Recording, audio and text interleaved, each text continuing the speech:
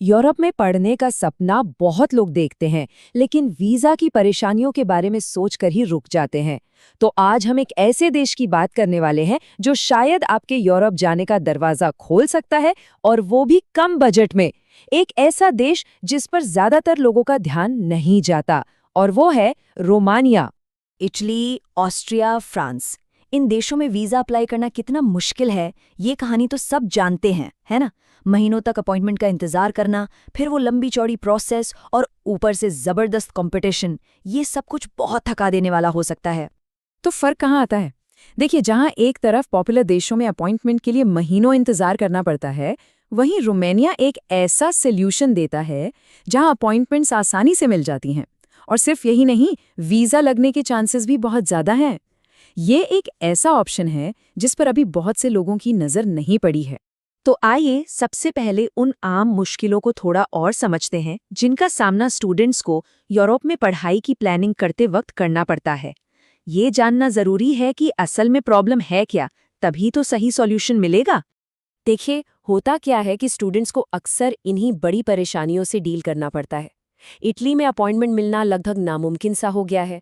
Austria की process इतनी लंबी है कि इंतजार करते करते ही हिम्मत टूट जाती है। और बाकी जगहों पर कंपटीशन इतना ज्यादा है कि अच्छे ग्रेड्स के बाद भी एडमिशन की कोई गारंटी नहीं होती। तो अब इन सारी प्रॉब्लम्स के सॉल्यूशन की तरफ बढ़ते हैं। रोमानिया एक ऐसे स्मार्ट स्ट्रेटेजिक ऑप्शन की तरह सामने आ रहा है जो इन सभी रुकावटों को पार करके यूरोप का दरवाजा खोल सकता है।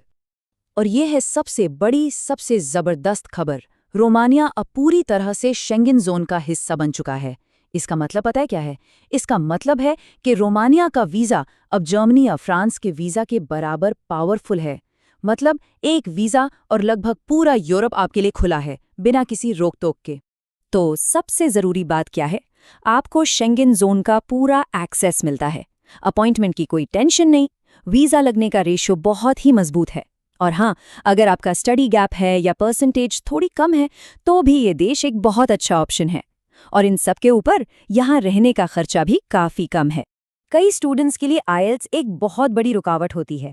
तो सुनिए, एक और बड़ी राहत की बात यह है कि रोमानिया में अक्सर आईएलटीएस की जरूरत नहीं पड़ती। आपके पिछले कॉलेज या यूनिवर्सिटी से मिला MOI यानी मीडियम ऑफ इंस्ट्रक्शन सर्टिफिकेट ही काफी होता है। ये बस इस बात का प्रूफ है कि आपकी पिछली पढ़ाई इंग्लिश में हुई है।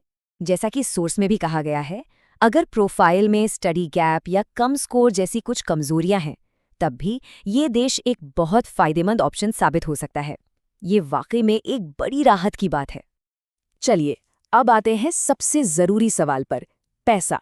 किसी भी स्टूडेंट के लिए ये जानना बहुत ज़रूरी है कि कुल खर्चा कितना आएगा।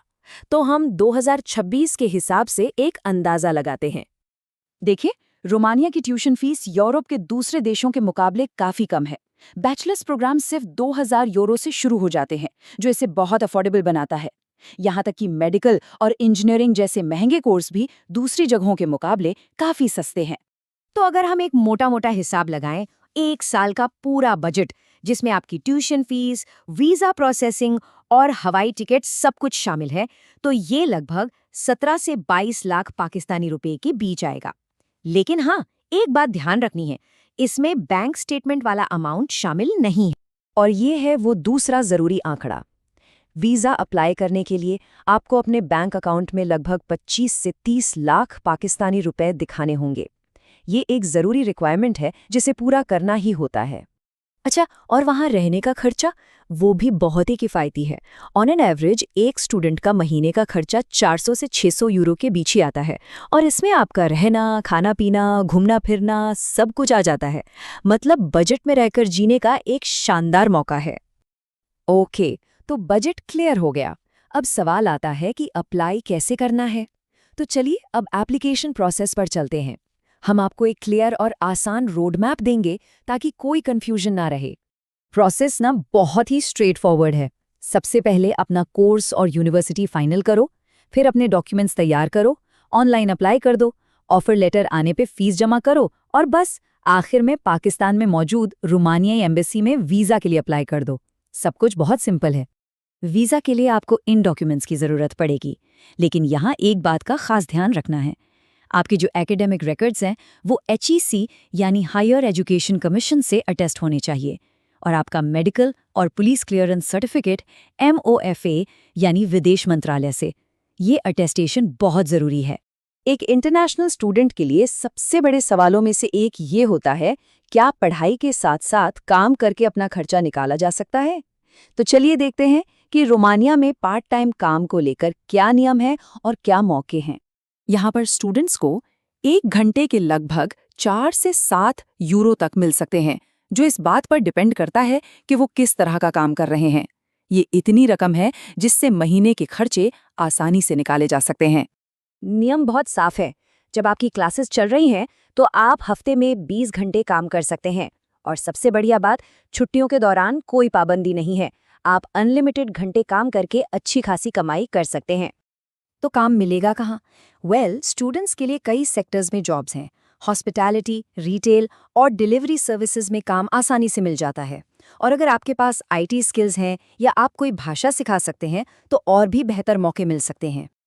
तो आखिर में सवाल यही है, जहां दुनिया के ज्यादातर स्टूडेंट्स पॉपुलर लेकिन मुश्किल ऑप्शंस के पीछे भाग रहे हैं, क्या रोमानिया वो स्मार्ट और स्ट्रेटेजिक चाबी हो सकता है जो आपके यूरोप में पढ़ाई के सपने को आसानी से हकीकत में बदल दे?